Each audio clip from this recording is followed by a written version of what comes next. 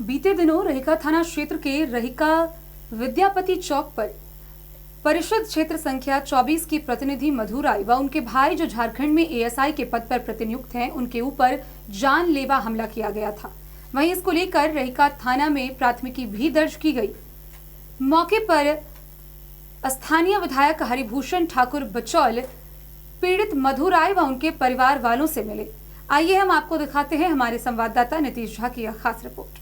बीते दिनों रहिका थाना क्षेत्र अंतर्गत रहिका विद्यापति चौक पर जिला परिषद क्षेत्र संख्या 24 के प्रतिनिधि मधु राय और उनके भाई जो झारखंड पुलिस में एएसआई के पद पर प्रतिनियुक्त हैं, उन पर असामाजिक तत्वों के द्वारा जानलेवा हमला किया गया था। इसके संदर्भ में रहिका थाना में मामला भी दर्ज किया गया है। इसी कांड के संदर्भ में पीड़ित मधु राय और उसके परिवार से स्थानीय विधायक हरिभूषण ठाकुर बचौल ने मुलाकात की और उन्होंने कहा कि यह घटना कायरतापूर्ण है।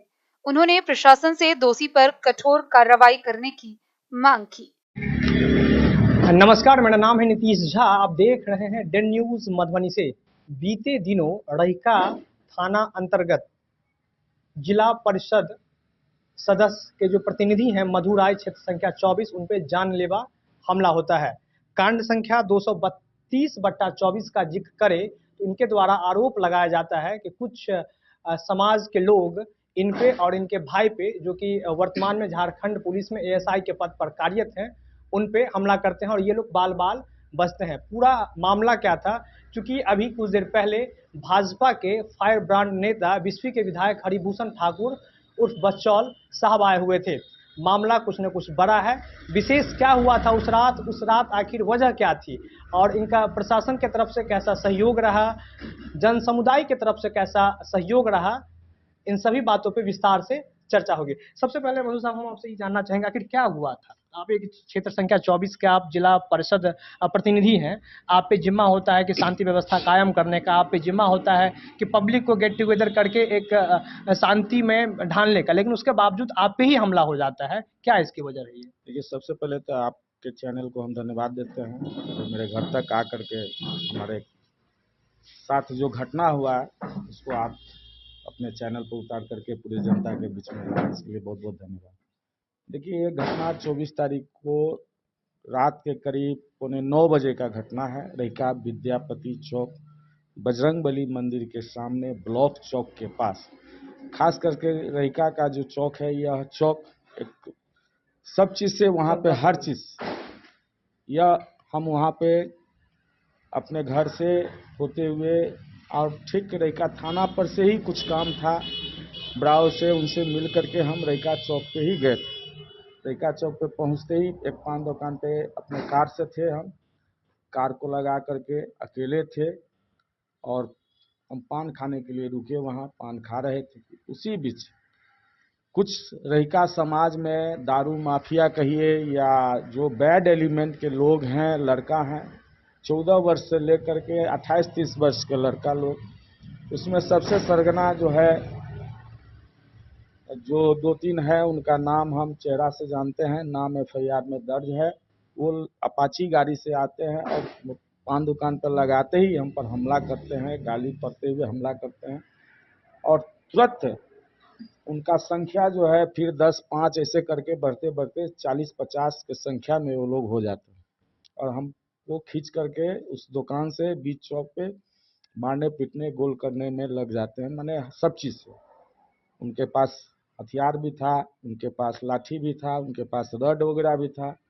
लेकिन तब जिस समय हम पे हमला कर रहा था उस समय कुछ ही 3 या 4 दुकान के बाद मेरा एक छोटा भाई है जो झारखंड पुलिस में एसआई है, वो पान खा रहा था उसी जगह अपने साथी के साथ देखा कि मेरे भैया के गला में गमछा लगा करके मारपीट करना हो हल्ला हुआ, तो देखा तो हमको देख दौड़ करके वो आया। वो भी अपने शरीर से मजबूत काठी का है, हम भी मजबूत काठी के हैं। हम लोग उसका एथी किए, अपने आप को बचाने का काम कर मैंने दोनों आदमी करने लगे और वो लोग ऐसा ही है, वो पान खा रहा था उसी जगह अपने साथी के साथ देखा कि मेरे भैया के गला में गमछा लगा करके मारपीट करना हो हल्ला हुआ, तो देखा तो हमको देख दौड़ करके वो आया। वो भी अपने शरीर से मजबूत काठी का है, हम भी मजबूत काठी के हैं। हम लोग उसका एथी किए, अपने आप को बचाने का काम मैंने दोनों आदमी करने लगे और वो लोग मैंने हमला करते हैं। इसी बीच में रैका के मुखिया पति, रैका के पंचायत समिति के जो पति हैं सो, और यहाँ वर्तमान रैका के सरपंच पुत्र, ये लोग पहले पंचायत समिति के जो पति हैं सुट्टो जी, उनका नाम गांव घर में सुट्टो, वो आकर के अब उनका बेटा पहले हम पे हमला करता है, जिसमें अपाची गाड़ी उनका बेटा ही था दोनों, और हम पे हमला। उसके बाद ये पहुंचते हैं 5-7 आदमी को लेकर के और मेरे साथ हाथापाई मारा पीटी करना चालू कर देते। उसके बाद धीरे धीरे संख्या बढ़ते जाता है। लास्ट में चुन्नू मुखिया जो है, जो मुखिया पति है, वो अपने गाड़ी बोलेरो यूटीवी, अब किनके नाम से रजिस्ट्रेशन है हम ये नहीं जानते हैं, लेकिन उस गाड़ी से उतरते हैं। वीडियो क्लिप में स्पष्ट है कि वो गाड़ी वहाँ लगी है। उस गाड़ी से 8-9 लड़के को लेके उतरते हैं, हम पर हमला सीधे करते हैं। मुखिया पति और सरपंच का जो लड़का है वो, और तमाम एक ही समुदाय के ये लोग हैं। जितने भी हम पे हमला किए हैं उसमें सभी एक ही समुदाय के लोग हैं। हम इसको रंग बेसी नहीं देना चाह रहे थे, न देना चाह रहे हैं, लेकिन ये लोग बहुत ही आक्रांत, ये लोग सभी दारू माफिया हैं। सब किसी न किसी केस में दारू से फरारी हैं, वारंटी हैं या बेल ले करके यहाँ पर घर पर हैं, और दारू का आए दिन खुलेआम धंधा यहाँ रैका समाज में हो रहा है, जिसका आपको आम आवाम जनता आपको बता देगा कि आज यहाँ दारू पकड़ा रहा है, कल वहाँ पकड़ा रहा है। तो प्रशासन इसी में व्यस्त दारू पकड़ने में। ये लोग का मनमाना इतना तक बढ़ गया है, आए दिन रैका चौक पर किसी न किसी को पीटते रहता है, किसी न किसी को मारते रहता है। हमसे इसका कोई दूर दूर तक कोई वास्ता ही नहीं है। उस दिन में कोई विवाद, कोई तरह का कोई विवाद, राजनीतिक विवाद, कोई विवाद नहीं है, पता नहीं। हाँ, जो जिससे हमारी मामला है, वो लड़का है गिरधारी यादव नाम का एक लड़का है, जो इसी लोग के ग्रुप में रहता है और अब रहता है। पहले तो गाड़ी का ड्राइवर वगैरह था, वो भी दारू माफिया ही अब हो गया है। उसको हम पूर्व में आज से 4 साल पहले मैं अपना जमीन 3 कट्ठा 11 धूर रजिस्ट्री उसको किया, जिसमें वो 10 लाख रुपया हमको पेमेंट किया। रेस्ट पैसा का वो चेक हमको दिया था, बोला था भैया 5-6 महीना के अंदर में ही आपको पेमेंट कर देंगे। जो आज तक मेरा पेमेंट, उसके बाद उनको पता चला तो किसी के मोबाइल पर वो फ़ोन किए कि हमको मधु जी से बात कराइए। बातचीत किए, हालचाल लिए, बोले सर हम ठीक हैं, बाल बाल बच गए हैं। तो ठीक है, अभी तो हम बाहर हैं, लेकिन मधु बाबू मधुबनी आते ही आपसे मिलेंगे और आपके साथ न्याय होगा। ये हम प्रशासन को कहेंगे कि न्याय करवावेंगे। जो गलत है, जो सही है। अभी आए थे, मिल के गए हैं और सांत्वना दे के गए हैं कि आप सही रहिए, कोई तरह का दिक्कत नहीं होगा, प्रशासन का काम करने दीजिए, हम आपके साथ हैं, आपके साथ रहेंगे। हमारे साथ और कुछ लोग हैं, हम उनसे भी चाहेंगे शॉर्ट में बात करने का। आपका नाम क्या हुआ? मेरा नाम पिंटू यादव है। पिंटू जी, आपकी भी यहाँ पे मौजूदगी है, कैसे पूरे प्रकरण को देखते हैं? और आए दिन देखिए, सरकार है, उसके बावजूद इस तरह का नीतीश जी, ये मतलब किसी तरह की, मैं कह रहा हूँ, राजनीति की भावना, सब लोग सियासी जन, मतलब मधुराई जी जो जिला परिषद के प्रतिनिधि हैं, तो निसंदेह ही राजनीति से मतलब अपना सरोकार रखते हैं, तो इनसे सबका मिलना जुलना। लेकिन ये कोई मतलब राजनीतिक दल बंधन, दल विशेष की बात नहीं है। जिस तरह की घटना इनके साथ घटा है, मैं तो सभी दलों के लोग से, सभी सामाजिक संगठनों के लोग से कहूँगा कि साथ आइए और इसका प्रतिकार ऐसे लोगों का कीजिए, वरना ये जो बात चल रही है फूट डाल करके, बार बार बांट करके और काटने की बात होगी। इस तरह की स्थिति है, और जिस तरह की स्थिति 24 तारीख को इनके खिलाफ, इनके विरोध में वहां पे उत्पन्न कर दिया गया था असामाजिक तत्वों के द्वारा, अगर सही से रहिका पुलिस प्रशासन इस मामला को उस दिन अगर टैकल नहीं करती, तो समझ सकते हैं कि कम्युनल बातें भी, एजेंडा भी बन सकता था। लेकिन रहिका पुलिस और प्रशासन पूर्ण रूप से, और मधु जी की मतलब अपनी काबिलियत है जो इसको देखते हुए इस मामला को मतलब बड़ा हो, इस तरह से होने से बचाए। लेकिन मैं क्या कहूँ, बहुत ही इस बात से मेरे अंदर पीड़ा है, और मैं सबको बार बार कहता हूँ कि सब लोग इस घटना का विरोध कीजिए, और विरोध ही नहीं, इस घटना में जो संलिप्त है, जो लोग, वीडियो फुटेज आई है, पुलिस गोपनीयता के कारण इसको अभी डिस्क्लोज नहीं किया जा रहा है, डिस्क्लोज भी किया जाएगा, और सबों को, किसी को नहीं छोड़ा जाएगा, किसी भी कीमत पर बख्शा नहीं जाएगा। मैं बार बार कह रहा हूँ, कुछ लोग हम लोगों को वैसे भी कमज़ोर समझने की कोशिश कर रहे हैं, तो हम ये बात कह दें कि कुछ लोग मतलब समाज विशेष के होने के नाते हम लोगों को कमज़ोर समझ रहे हैं। तो हम भी यदुवंशी के बेटा हैं। जिस दिन हम भड़क गए ना, तो कोई बचाने वाला नहीं मिलेगा, क्योंकि हम श्री कृष्ण के वंशज हैं। हम जब गीता भी पढ़ना जानते हैं और सुदर्शन चक्र भी चलाना जानते हैं, इसलिए हमारा यादव समाज कहीं से भी कमज़ोर नहीं है। आपने बोला ये दल विशेष की बात नहीं है, लेकिन पिंटू जी क्या आप मानते हैं कि बिहार में इन दिनों खास करके जो हालांकि ठीक है, रहिका थाना के द्वारा मतलब चुस्ती से एक्शन लिया गया और बड़ी घटना ना हो इसके लिए एक्शन भी लिया गया, और इसके लिए कहीं ना कहीं रहिका एसएचओ या रहिका की पूरी टीम धन्यवाद के पात्र है।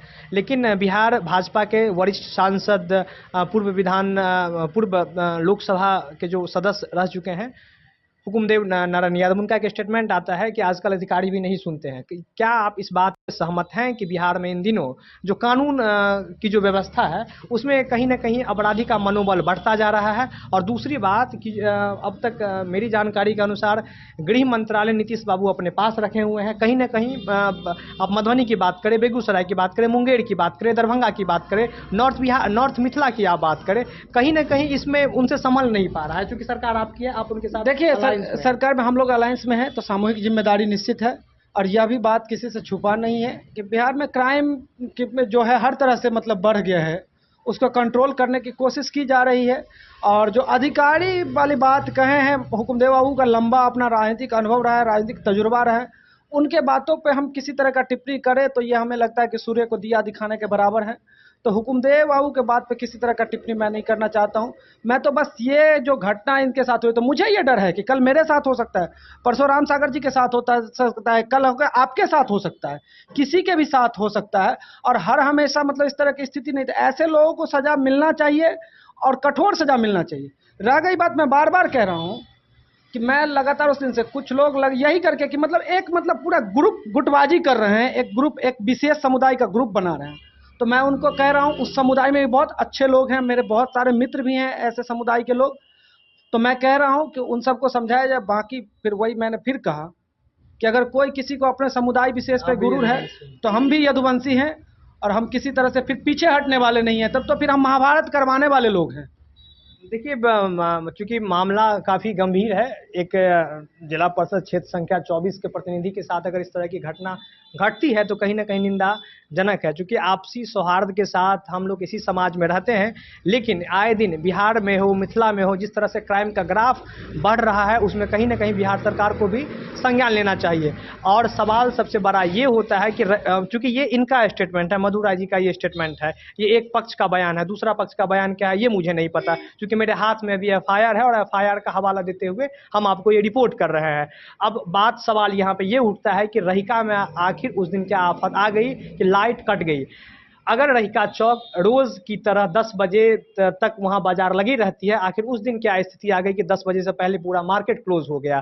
कुछ लोगों को रहिका से जबरन क्यों हटाया गया? इसमें कितनी सच्चाई है वो इस केस के जो इन्वेस्टिगेशन ऑफिसर हैं उस पर डिपेंड करता है, उस पर निर्भर करता है। लेकिन हम आपको इतना ही कहना चाहेंगे कि आए दिन जिस तरह से बिहार में, जिस तरह से पूरे नॉर्थ मिथिला में इस तरह का क्राइम का जो ग्राफ बढ़ रहा है वो कहीं ना कहीं निंदनीय है। एक तरफ किसी पूर्व सांसद का बयान आता है कि अधिकारी नहीं सुनते हैं, और एक तरफ जिला परिषद दे चुके हैं, लेकिन उनके साथ इस तरह की घटना घटती है तो कहीं ना कहीं निंदनीय है, ये अशोभनीय है। और इस पे मधुबनी शासन का क्या बयान आता है, रहिका पुलिस का क्या स्टेटमेंट आता है, और मधुबनी प्रशासन इसको किस तरह से एक्टिवेट करती है ये देखना होगा। लेकिन सभी से बातचीत को अगर हम डिकोड करें तो रहिका प्रशासन, रहिका थाना के जो एसएचओ है रविंद्र कुमार, इन लोगों के द्वारा काफ़ी चुस्ती और दुरुस्ती से किसी बड़ी घटना को अंजाम होने से रोका गया। तब तक मुझे इजाजत दीजिए। अपने सहयोगी के साथ मैं नीतीश शाह, मधुबनी से। देखते रहिए डेन न्यूज रहिका से। डेन न्यूज के लिए मधुबनी से नीतीश कुमार की रिपोर्ट।